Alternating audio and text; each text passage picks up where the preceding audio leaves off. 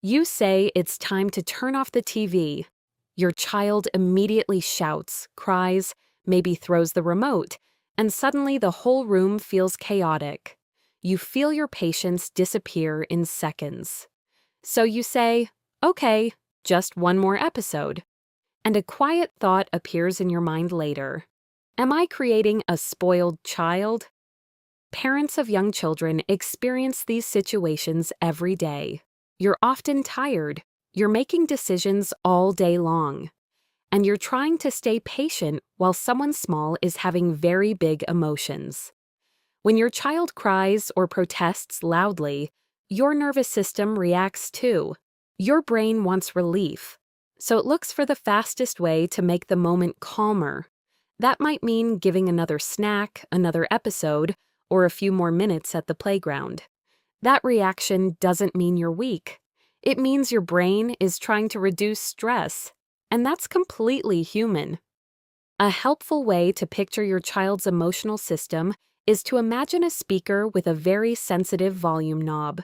The feelings turn up very quickly.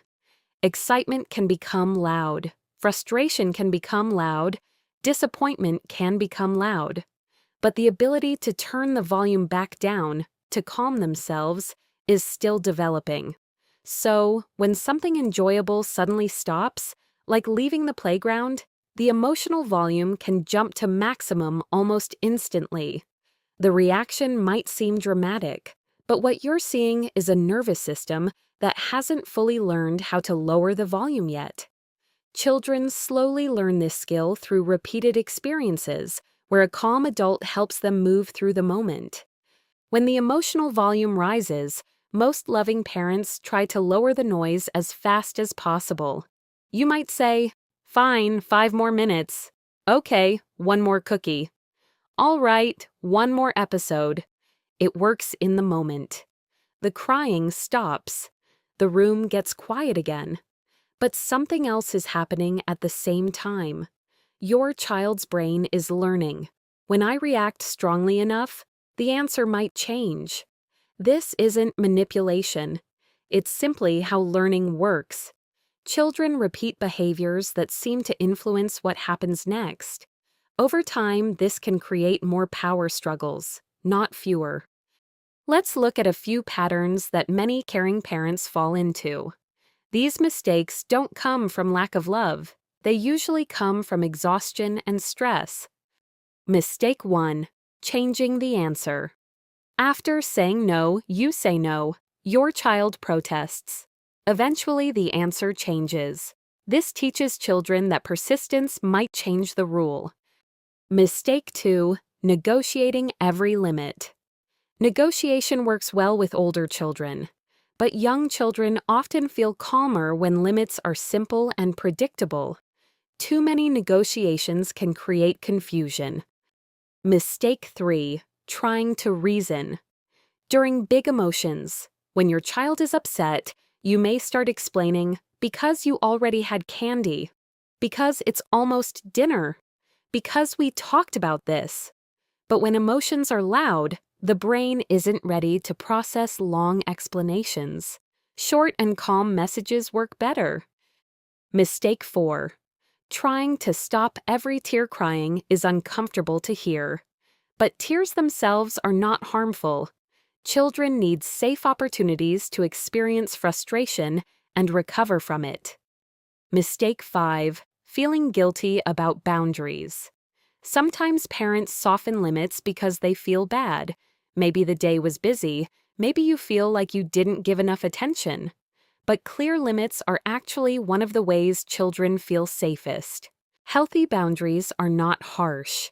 They are clear, calm, and steady. Here are 3 small changes that can make everyday parenting moments easier. Step 1. Keep your message short. Instead of long explanations, use simple statements. Cookies are after dinner. TV is finished for today. It's time to leave the playground. Short messages reduce confusion. Step 2. Stay calm. When the volume goes up, remember the emotional volume knob. When your child's feelings get loud, your calm voice helps bring stability. You don't need to match their intensity. Your steadiness is what helps their nervous system settle. Step 3. Allow the feeling without changing the limit. Your child can be upset, and the boundary can still stay the same. You might say, "I know you wanted another episode." Pause. TV is finished for today. You're acknowledging the feeling without removing the limit. Real-life example. Let's imagine the TV moment again. You say, "TV is finished. It's time to turn it off." Your child immediately protests. "No, I want another one." Instead of explaining or negotiating, you stay simple. "I know you want more. TV." Pause. TV is finished. Your child may cry for a minute. Your body might feel tense. That's normal. You stay nearby, you stay calm. And slowly, the emotional volume begins to lower. What your child learns in that moment is powerful. Big feelings can happen, and the boundary still stays steady. If this feels difficult, that's because it is. Staying calm while a child is upset takes practice. Some days you'll handle it exactly the way you hoped. Other days you'll give in because you're exhausted. That's part of parenting. Your child doesn't need perfect responses. They need a parent who keeps showing up, learning, and trying again. Small changes over time make a big difference. Spoiled behavior usually doesn't come from too much love. It comes from unclear or changing boundaries. When limits are calm and consistent, children slowly develop the ability to handle disappointment and frustration. And every time you stay steady when emotions get loud, you're helping your child learn a skill they will use for the rest of their life. So, if today felt overwhelming, take a breath. Parenting is not about controlling every moment. It's about guiding your child through them, one calm boundary at a time. If this video felt helpful, you're very welcome to subscribe to the channel so you don't miss future videos about calmer, less stressful parenting. Feel free to share your experience in the comments. It can help other parents realize they're not alone. See you in the next videos.